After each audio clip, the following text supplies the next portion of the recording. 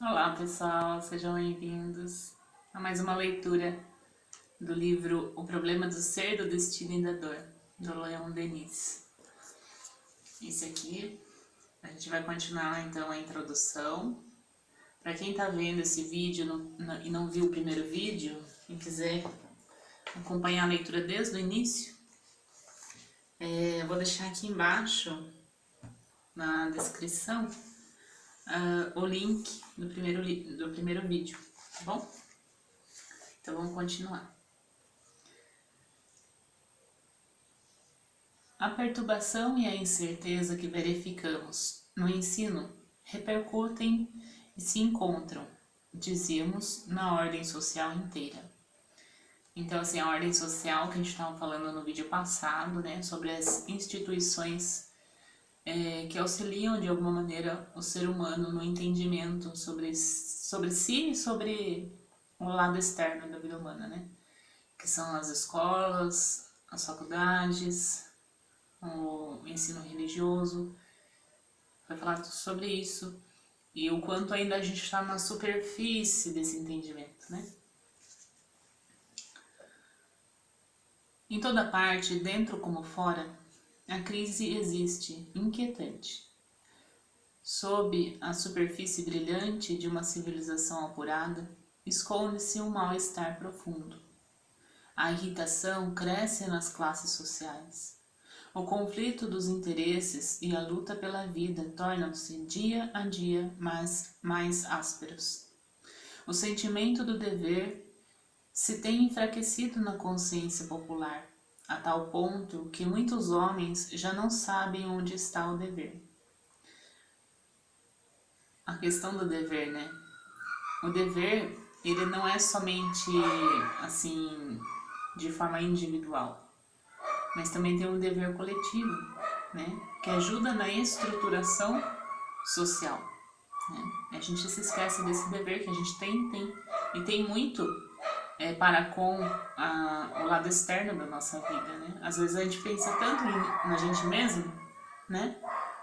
Mas a gente esquece do dever com o social que a gente tem. A lei do número, isto é, da força cega, domina mais do que nunca. Pérfidos retóricos dedicam-se a desencadear as paixões, os maus instintos na multidão, a propagar teorias nocivas, às vezes criminosas. Haja vista pela mídia, né, pessoal? A gente não pode negar isso. A mídia, ela canais de comunicação, enfim, ela entende muito bem como funciona a mente humana, como despertar os nossos desejos, como nos instigar de alguma maneira, né? Para que a gente consuma cada vez mais, para que a gente queira cada vez mais conquistar, né, N coisas. E a gente cada vez mais tá indo para um caminho que é só da vida supérflua mesmo. Se esquecendo de nós mesmos, se esquecendo do nosso conteúdo íntimo, da nossa alma, que é preciso também a gente reconhecer. Depois, quando a maré sobe e sopra o vento de tempestade, eles afastam de si toda a responsabilidade. Então eles inflam, né? Toda essa questão de ganância, de consumismo, né? E depois quando eles começam a ver que tem alguma coisa ali dando errado, o caos está se estabelecendo, eles dão um jeitinho de ir lá fora, né? Onde está, pois, a explicação deste enigma? Desta contradição notável entre as aspirações generosas de nosso tempo e a realidade brutal dos fatos? Porque um regime que suscitará tantas esperanças ameaça chegar à anarquia, à ruptura de todo o equilíbrio social? A inexorável lógica vai responder-nos. A democracia, radical ou socialista, em suas massas profundas e em seu espírito dirigente, inspirando-se nas doutrinas negativas, não podia chegar senão a um resultado negativo para a felicidade e elevação da humanidade. Tal o ideal, tal o homem, tal a nação, tal o país. Então veja, começa pelo ideal, né? Vou ler de novo essa frase. Tal o ideal, tal o homem, tal a nação, tal o país. Está na hora da gente encontrar o nosso verdadeiro ideal aqui na Terra. A gente está começando a compreender que a vida não é somente a vida material, não é somente essa realidade. Porque a gente pode ter tudo da vida material e a gente ainda se sentir triste, com um sentimento de vazio, de uma sensação de incompletude, né? Não se sente completo mesmo. Então, na hora da gente acessar essas outras partes nossas. As doutrinas negativas, em suas consequências extremas, levam fatalmente à anarquia, isto é, ao vácuo, ao nada social. A história humana já o tem experimentado dolorosamente. Enquanto se tratou de destruir os restos do passado, de dar o último golpe nos privilégios que restavam, a democracia serviu-se habilmente de seus meios de ação. Mas, hoje, importa reconstruir a cidade do futuro, o edifício vasto e poderoso que deve abrigar o pensamento das gerações. Diante dessas tarefas, as doutrinas negativistas mostram sua insuficiência e revelam sua fragilidade. Vendo os melhores operários debaterem-se em uma espécie de impotência material e moral. Nenhuma obra humana pode ser grande e duradoura se não se inspirar na teoria e na prática, em seus princípios e em suas explicações, nas leis eternas do universo. Então, se a gente seguir essas doutrinas negativistas, né, que nos traz essa insuficiência, a gente não consegue manter nosso padrão de felicidade mesmo, né? Aquilo que realmente nos preenche, não tem como. Porque esse padrão que está aí fora, na sociedade, é um padrão vazio, é um padrão superficial. É como se fosse só para manter a casca, a nossa casca, aquilo que as pessoas veem de nós, né? Só que isso não está se estruturando. A gente veste essa casca, né? Para que a gente possa ser visto pela sociedade, né? Por N máscaras, N maneiras de ser. Só que o nosso interno, como ele tá? Muitas vezes a gente se encontra no vazio, sem um entendimento, sem um sentido para a vida. A gente não consegue sustentar muito tempo essa superficialidade. E aí que começam as crises. As crises começam desta não integração do nosso campo íntimo com o campo externo. É importante a gente fazer essa integração.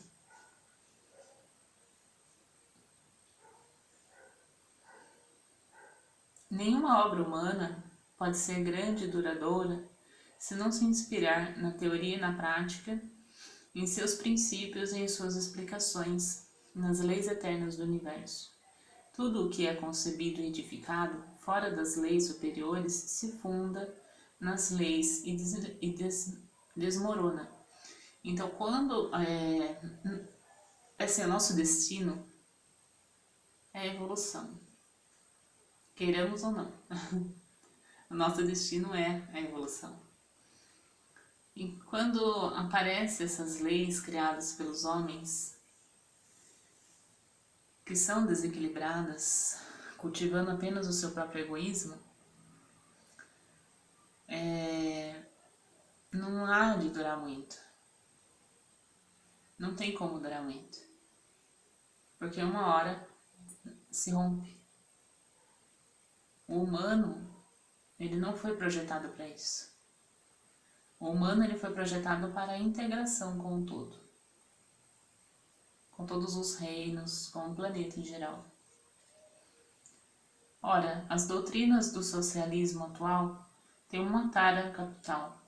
Querem impor uma regra em contradição com a natureza e a verdadeira lei da humanidade, o nível igualitário. A evolução gradual e progressiva é a lei fundamental da natureza. Olha que legal. A evolução gradual e progressiva é a lei fundamental da natureza e da vida. É a razão de ser do homem, a norma do universo. Insurgir-te contra essa lei, substituí-la por outro fim, seria tão insensato como querer parar o movimento da Terra, ou o fluxo e o refluxo dos oceanos. Então, é como havia dito, né? Nosso destino é a evolução, é a continuidade, é a expansão, é a abertura de consciência. Agora, quando aparece essas maneiras de controlar, né, a população, de querer enquadrar todos numa só forma, não dá certo, porque cada um tem o seu jeito de ser, cada um tem o seu universo interior. E a gente está descobrindo isso agora, né?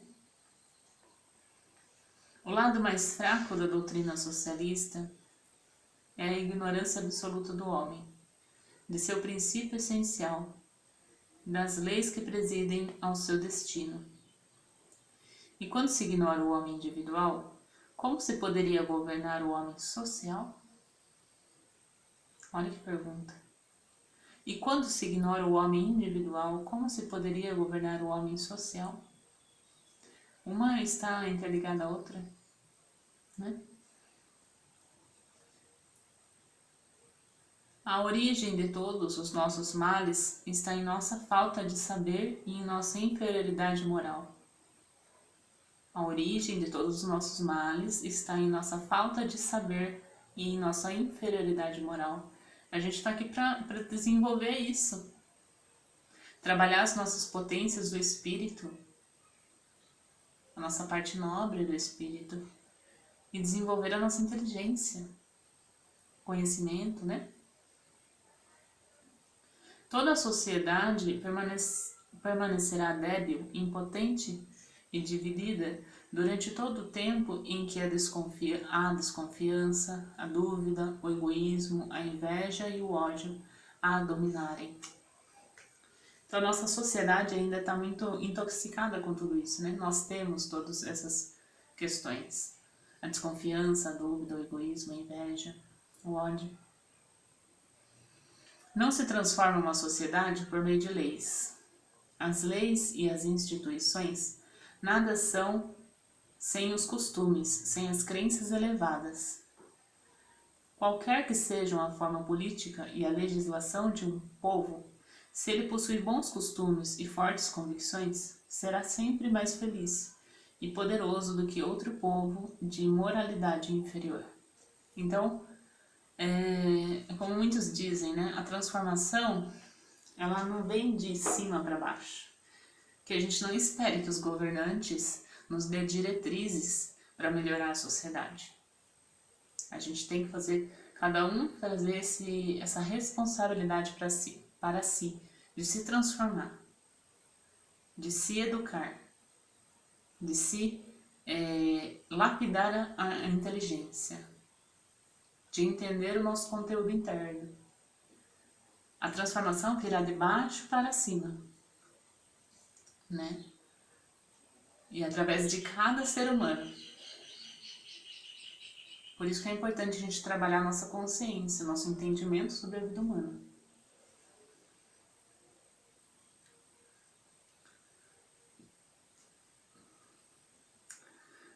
Mas para a democracia socialista, O homem interior, o homem da consciência individual, não existe. A coletividade o absorve por inteiro. É o que acontece hoje em dia, né? A mídia tenta abraçar todos, né? Tenta fazer a cabeça de todos para que a multidão siga aquelas regras e consiga ter esse domínio, né? Os princípios que ela adota não são mais do que uma negação de toda filosofia elevada e de toda causa superior. Não se procura outra coisa senão conquistar direitos. Entretanto, o gozo dos direitos não pode ser obtido sem a prática dos deveres. O direito sem o dever, que o limita e corrige, só pode produzir novas dilacerações, novos sofrimentos. Então, haja vista a nossa sociedade como tá, né? Tem a questão da libertinagem, a questão de viver sem regras, né? Viva hoje e não se preocupe com as consequências. A falta de limites. Então, tudo isso traz uma ferida muito grande social. Porque essas mentes vão sendo corrompidas e vão sendo levadas para a autodestruição. Nós temos direitos, mas também temos deveres. É questão, como a gente estava lendo, né? A questão de entender que nós temos essa responsabilidade com o meio social também, com a natureza, com os reinos em geral, com os irmãos humanos. Eis porque o impulso formidável do socialismo não faria senão deslocar os apetites, as ambições, os sofrimentos e substituir as opressões do passado por um despotismo novo, mais intolerável ainda. Já podemos medir a extensão dos desastres causados pelas doutrinas negativas. O determinismo, o monismo, o materialismo, negando a liberdade humana e a responsabilidade, minam as próprias bases da ética universal.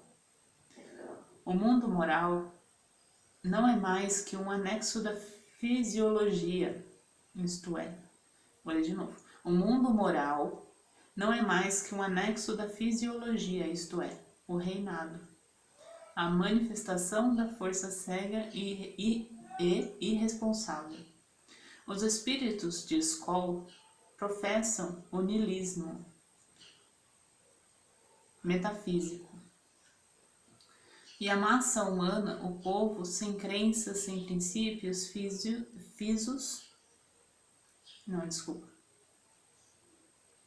Os espíritos de Skoll professam o niilismo metafísico. E a massa humana, o povo, sem crenças, sem princípios fixos, está entregue a homens que lhe exploram as paixões e especulam com suas ambições. Então a gente está numa sociedade assim, né? Totalmente consumista, para somente atender as paixões, atender os desejos, né? Enfim. O positivismo, apesar de ser menos absoluto, não é menos funesto em suas consequências. Por suas teorias do desconhecido, suprime ele as noções de fim e de larga evolução. Toma um homem, na fase atual de sua vida, simples fragmento do seu destino, e o impede de ser, e o impede de ver para diante e para trás de si. Método estéril e perigoso, feito parece, para cegos de espírito, e que se tem proclamado muito falsamente como a mais bela conquista do espírito moderno. Tal é o atual estado da sociedade. O perigo é imenso e se alguma grande renovação espiritualista e científica não se produzisse, o mundo sobraria na incoerência e na confusão. Nossos homens de governo sentem já o que lhes custa viver numa sociedade em que as bases essenciais da moral estão abaladas, em que as sanções são factícias ou impotentes, em que tudo se funde até a noção elementar do bem e do mal. Olha que profundo, né? Está se perdendo esse entendimento. Está ficando tudo muito confuso. Até que ponto eu posso ir? Até que ponto devo parar? Até que ponto devo respeitar? Até que ponto eu tenho os meus deveres e meus direitos? Então tá muito confuso tudo isso, né? Na mente humana. Bom, pessoal, acho que eu vou parar por aqui. Senão vai ficar muito longo o vídeo, né? É importante a gente pensar como que nossa sociedade tá nesse momento, né? Nossa sociedade tá bem perturbada em questão a que direção ir. É como se houvesse uma grande massa e se vai para a direita, vai para a direita, se vai para a esquerda, vai para a esquerda, né? Tá meio que perdida, né? A consciência parece que tá perdida. Tá muito assim submersa, né? As questões ainda muito fugaz, muito materialista, né? Que só alimenta os desejos, só alimenta o seu querer, o seu egoísmo, se esquecendo do próximo. Então, assim, esse livro, ele toca muito nessas questões, né? E a gente só tá na introdução, tem muito ainda da introdução para ser lida. Isso que é fantástico, porque ele vai mostrar como equilibrar, né? Ou uma das verdades, né? De como equilibrar essa sociedade, tá? Então, vamos pensar sobre a nossa vida também, né? Se a sociedade está assim, eu também faço parte da sociedade. Então, que parte de mim está corrompida também?